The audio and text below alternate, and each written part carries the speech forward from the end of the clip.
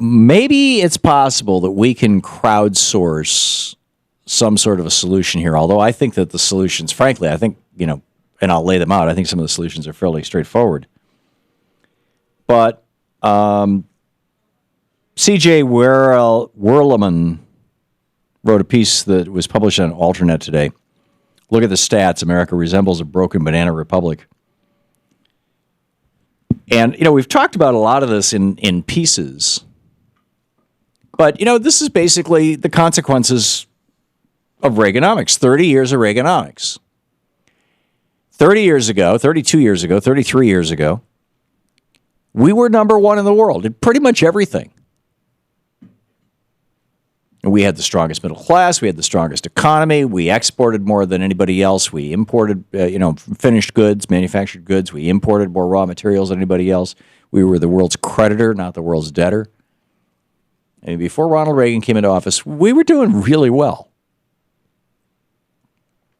Unemployment was only 3.6% in 1980 during that election. It's the reason why, had the hostages not been taken in Iran and held up until the day that Reagan was sworn into office through the election, Jimmy Carter would have been easily reelected. Go back and look at the numbers.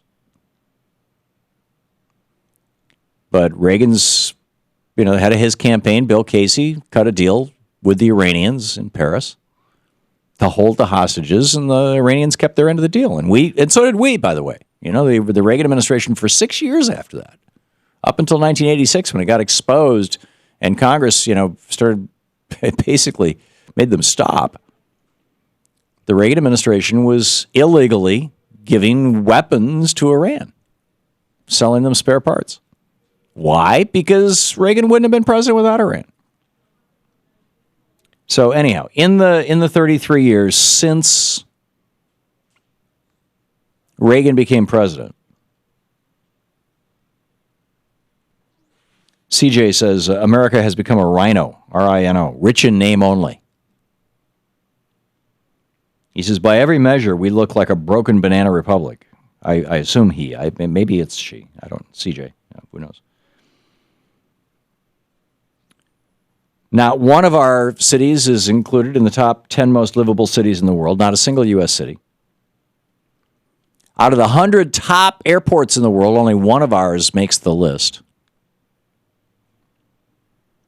Our roads are falling apart. Our bridges are collapsing. Our schools are decrepit. Our trains, none of them high speed, are running off their tracks, right, CJ? 30 countries have longer life expectancy and better infant mortality statistics than we do now after 32 years of Reaganomics. 30 countries rank their students better in math and science than we do. I mean, we're behind Slovenia in a lot of these things. So between, this trickle-down economics, well, I'd say it's the whole Reaganomics package. It's the whole Reagan package, followed by the insult of absolute screaming free trade. During the Reagan time, it was bilateral agreements, most favored nation trade status and things like that. But then came NAFTA and CAFTA and SHAFTA and the WTO and GATT and all that stuff in the following administration. But this entire arc of time, this 33 years, has led us. We have almost 50 million Americans living in poverty, and 400 people own more wealth than half of the rest of us. 400 people.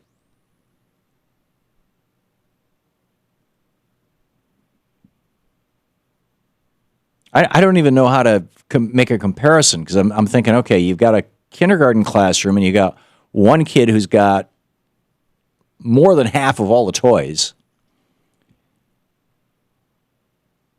But how many other kids would there have to be in the classroom to share the other half to make that proportionate? 400 versus 320 million? Which is 400, which would be 40 versus 32 million, which would be 4 to 3 million. You'd have to have over 3 million people in the class. if you had 4 kids who had half of all the toys in the kindergarten class. We have not seen this level of inequality, this ratio, by the way, since just before the Great Depression, since 1929, early 1929.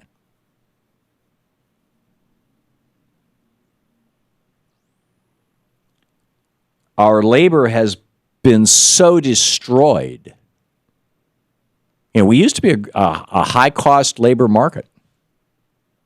Yeah, you paid a little more for things made in the United States, but A, they were good, they were durable, you repaired them rather than replacing them.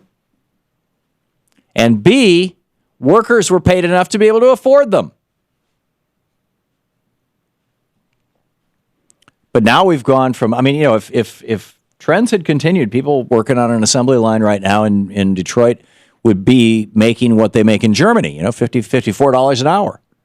But no, new hires are coming in at $14 an hour. And we've got states in the South, these right to work for less states that are paid 30% less than Michigan, and there's no law against their just saying, hey, come on down. Our minimum wage is a little over $7 an hour. Sweden's minimum wage is $19 an hour, and people are required to take 5 weeks of a year of vacation. So companies are organized differently because they know that their people are going to have to do this. This is like core structural stuff. But this is why IKEA has set up a factory in Virginia. It's why Tennessee has Volkswagen, Honda, BMW, Kia, Hyundai, Toyota. They've all set up in the South. We've become the low-wage country. We have become a third world nation.